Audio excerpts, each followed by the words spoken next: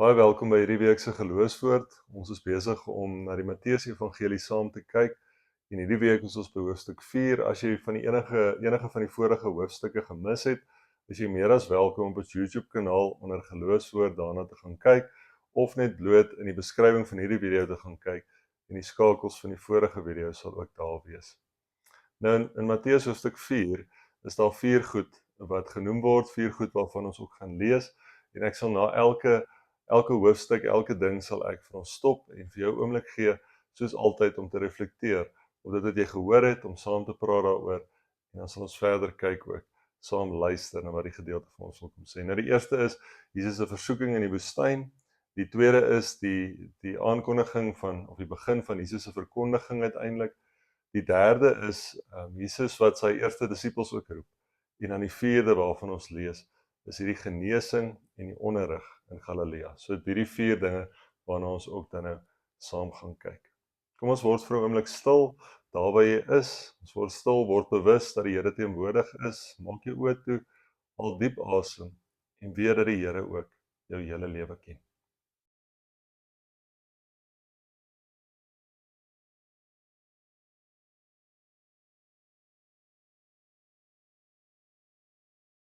Here, baie dankie vir die voorreg wat ons het om by die woord weer stil te kan staan. Dankie dat ons daardeur onderrig word. Dankie dat ons daardeur iets meer van U leer ken. Mag U ook nou met ons wees, wanneer ons uit die woord lees, daaroor saamgesels, Here, en daaruit leer ook.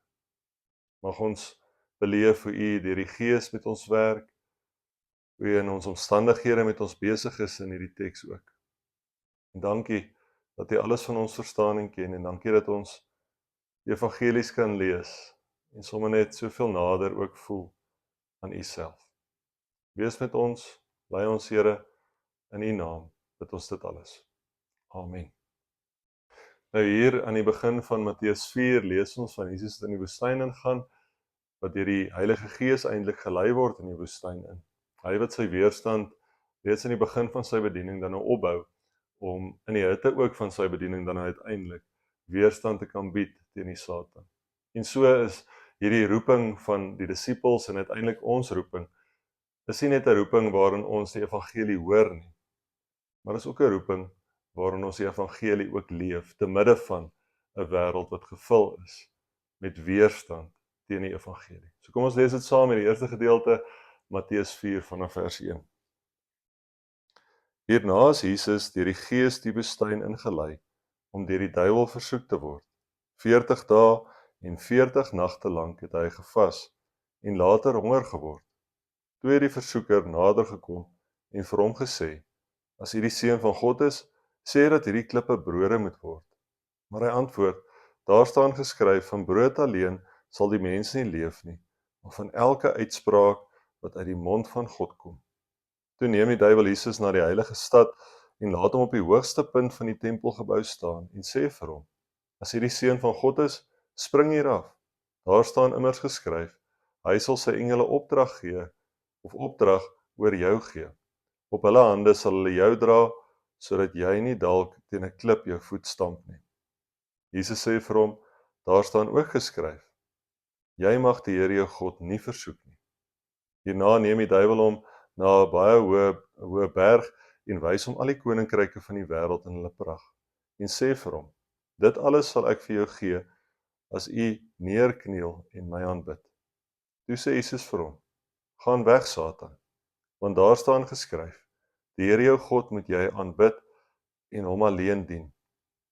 Toe het die duiwel hom met rus gelaat en kyk, daar het engele gekom en hom versorg. Ek gee nou vir jou 'n oomblik om dit wat jy nou gehoor het, om daarop te reflekteer, as jy in 'n groep is, saam daaroor te praat, en dan sal ons verder ook luister.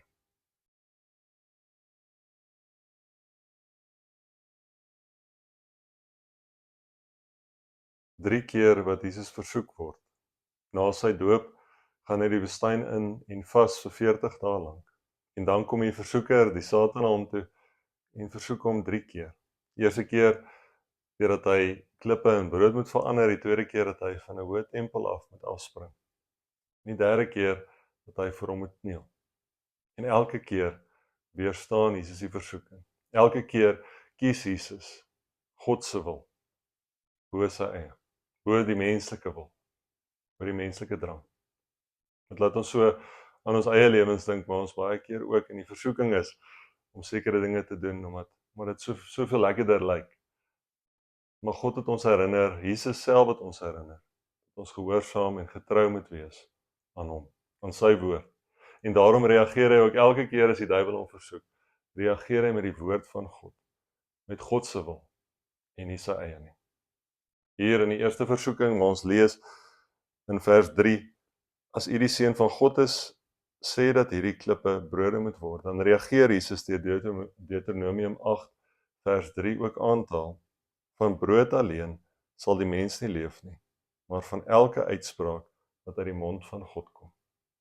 So antwoord die Here die duiwelse versoeking met die woord, en so weerstaan hy hierdie versoeking met die woord. En dan ook so met die tweede versoeking waar ons lees, daar staan immers geskryf, hy sal sy engele opdrag oor jou gee, op hulle hande sal hulle jou dra, sodat jy nie dalk teen 'n klip jou voet stamp nie. En dan Jesus wat reageer hier in vers 7, jy mag die Here jou God nie versoek nie. Deuteronomium 6 vers 16.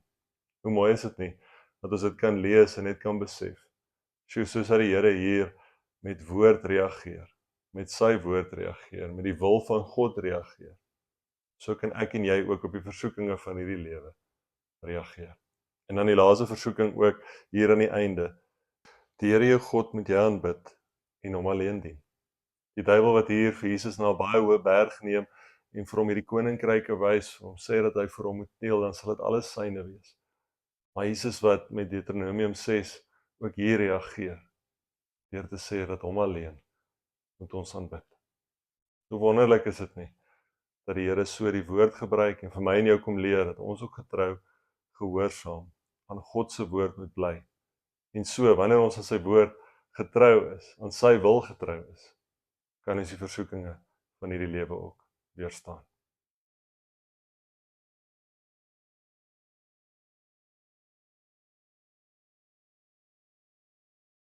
Ek lees vir ons die volgende gedeelte, Matteus 4 vanaf vers 12, wat sê, toe Jesus hoor dat Johannes in hegtenis geneem is, het hy na Galilea teruggekeer. Hy het Nasaret verlaat en in Kapernaum by die see gaan woon, in die gebied van Sebulon en Naftali, sodat die woorde vervul sou word, wat deur die profeet Jesaja gesê is, land van Sebulon en land van Naftali, die pad langs die see, oorkant die Jordaan, Galilea van die heidene. Die volk wat in die duisternis woon, het 'n groot lig gesien. Vir hulle wat in die gebied en die skadu van die dood leef, het 'n lig opgegaan. Ek gee 'n oomblik ook vir jou om net oor hierdie gedeelte na te dink, oor wat jy hier gehoor het, hierdie vervulling van Jesaja 9 wat ook hier in Jesus dan nou gestalte vind.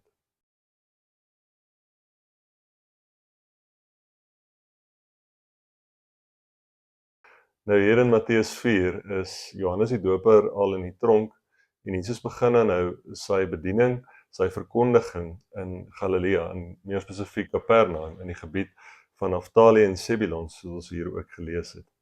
En Matteus gebruik dan nou Jesaja 9 vers 1 tot 2 om dit te koppel aan Jesus wat as lig gekom het. Jesus wat as lig in 'n donker gebied ook kom.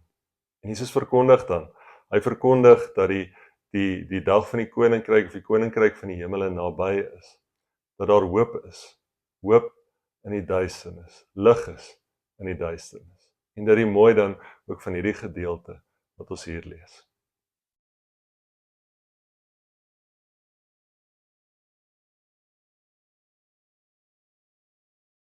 Ek lees dan nou vir ons die volgende gedeelte van Matteus 4 van vers 18 af. Terwyl Jesus langs die see van Galilea loop, het hy twee broers gesien, Simon wat Petrus genoem word en Andreas sy broer. Hulle was besig om 'n treknet in die see uit te gooi, want hulle was vissers. Hy sê vir hulle, volg my, en ek sê julle vissers van mense maak. Hulle het onmiddellik hulle nette gelos en hom gevolg. Hy het van daar af verder geloop en twee ander broers gesien, Jakobus, die seun van Zebedeus, en sy broer Johannes. Hulle was saam met hulle vader Zebedeus in die boot, besig om hulle nette heel te maak, en hy het hulle geroep. Hulle het onmiddellik die boot en hulle vader verlaat en hom gevolg. Ek gee jou so 'n oomblik om ek nou oor dit wat jy gehoor het, na te dink en saam te praat.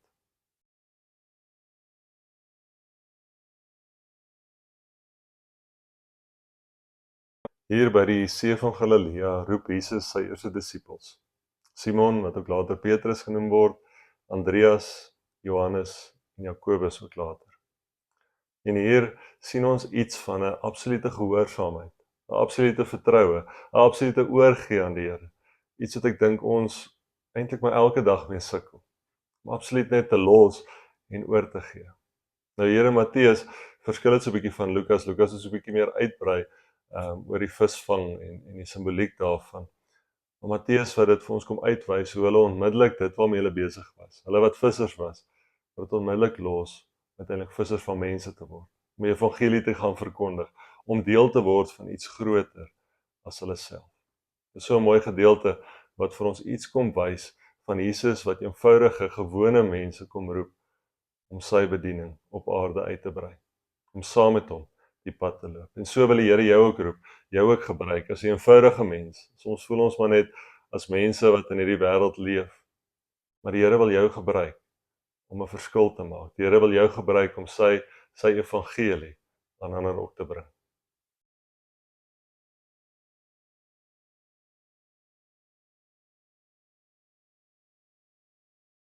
Ons kom dan ook by die laaste gedeelte van vandag. Julle sal agterkom dat ek elke keer na 'n gedeelte wat ons gelees het vandag 'n vraag opgesit het. So ek gaan aan die einde ook van hierdie laaste gedeelte 'n vraag opsit en dan gaan ek vir ons saam bid as julle dit klaar bespreek het en dan vir ons die eindsending doen en dan is julle welkom as daar nog besprekings is om verder ook die gedeelte onder mekaar te bespreek. Maar kom ek lees vir ons Matteus 4 vanaf vers 23. En Jesus het in die hele Galilea rondgegaan, in hulle sinagoges geleer, die evangelie van die koninkryk verkondig en elke siekte en elke kwaal onder die volk genees. Die nuus oor hom het deur die hele Sirië versprei. Hulle het almal wat ongesteld was, die wat deur allerlei siektes en pyne getuister is, na hom gebring. Ook almal wat deur demone besete en maansiek was en verlamdes, en hy het hulle genees. Groot skares het hom gevolg uit Galilea en Decapolis en Jerusalem en Judea en van oorkant die Jordaan af. Ek gee ook nou vir jou 'n oomblik om saam te dink en te reflekteer, saam te praat oor wat jy nou gehoor het.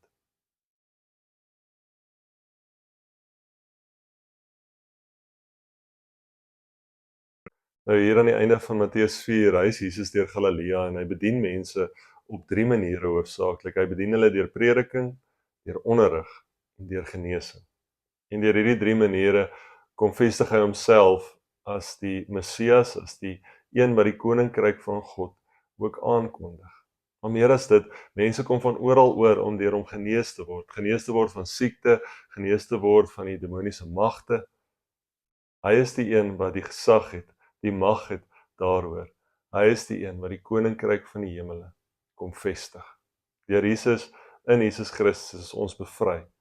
En hierdie bevryding van die siekte, hierdie bevryding van die demoniese kragte en magte, is die teken daarvan. Dis die teken wat wegwys na dit wat vir elkeen van ons wag wanneer ons Jesus Christus as ons verlosser ook aanneem.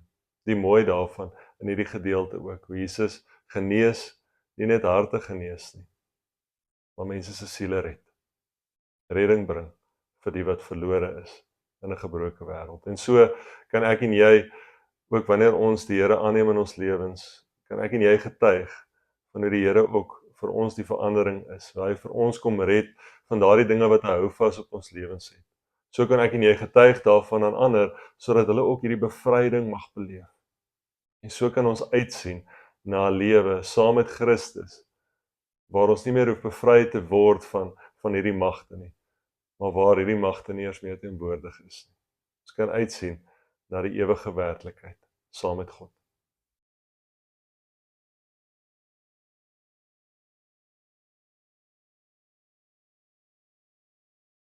Jesus se gehoorsaamheid aan God en sy diens aan ander roep ons as gelowiges op om ook dieselfde te doen. Om God se woord te soek, om daarin getrou te leef en te bly. En so 'n lewe te leef wat spreek van die lewende Here. Hier in hierdie hoofstuk van Matteus 4 sien ons raak hoe Jesus die een is wat die gesag oor die skrif het, wat die skrif self is, die skrif gebruik om uiteindelik die versoekinge van hierdie lewe te weerstaan. Ons sien hoe Jesus eenvoudige mense oproep vir sy diens. Ons sien hoe Jesus die koninkryk van die hemele verkondig. Ons sien hoe Jesus die geneesheer is. Hierdie 4 dinge wat hier in Matteus uitgelig word en sentraal eintlik staan tot Jesus se bediening uiteindelik. En my gebed is dat ek en jy ook dit sal onthou en ook so Jesus se voorbeeld sal gebruik om in ons eie lewens die skrif die oorhand te gee en nie daardie versoekinge wat in ons lewens is nie. Om in ons eie lewens te verkondig dat die koninkryk van die hemele het reeds in Jesus Christus gekom en ek en jy kan uitsien daarna om saam met hom te leef. Elkeen van ons het hom aanneem as ons verlosser. Elkeen van ons het leef soos dat hy vir ons ook leef. Die derde, dat ek en jy ook uiteindelik ander kan oproep, disippels kan maak vir hom, deur van hom te getuig. Hy het vir ons die voorreg gegee deur die Heilige Gees wat in ons leef om in 'n lewende verhouding met hom te kan wees en te getuig van sy goedheid, van sy krag ook in ons lewens. En die laaste, dat ek en jy ook die genesing van God in ons lewens kan beleef. Daar's soveel wonderwerke wat nog elke dag rondom ons gebeur. Ons moet dit net raak sien. En so besef ons maar net, die Here is teenwoordig. Deur sy Heilige Gees genees hy nog, deur sy Heilige Gees dryf hy die bose van ons af weg. En so beskerm hy ons in 'n wêreld wat gevul is met haat, met seer, met ongeregtigheid. So is die lig ook in die duisternis vir elkeen van ons se waarheid. Mag jy dit by jou dra ook, dit onthou, en weet dat hy saam met jou is as God die Vader, God die Seun en God die Heilige Gees. Kom ek bid vir ons saam. Here, baie dankie vir die wonderlike wete, dat U uiteindelik die God is wat gesag het oor alles en almal wat bestaan. En Here, daardie selfde gesag het U aan ons kom gee deur die Heilige Gees. Die gesag oor die siekte van hierdie lewe, die gesag oor die bose magte van hierdie lewe, Here. En so genees U in hierdie lewe, so dryf U uit in hierdie lewe en so genees U ook in die lewe hierna. Maak U ons vry van daardie dinge wat hou vas op ons het. Ons dankie daarvoor en ons dankie vir Matteus 4. Dankie vir Matteus wat hierdie brief geskryf het en dat ons daaruit kan leer. Meer van U kan leer. Seën ons in die uitvoering daarvan. Lei ons wanneer ons ook op verskeie plekke U woord moet verkondig, sodat ons dit sal doen. Vreesloos, sonder skaamte, met die wete dat U met ons is. Dankie Here vir hierdie geleentheid om so saam te wees deur die woord te reis. Mag U ons seën in die wonderlike naam alleen. Amen.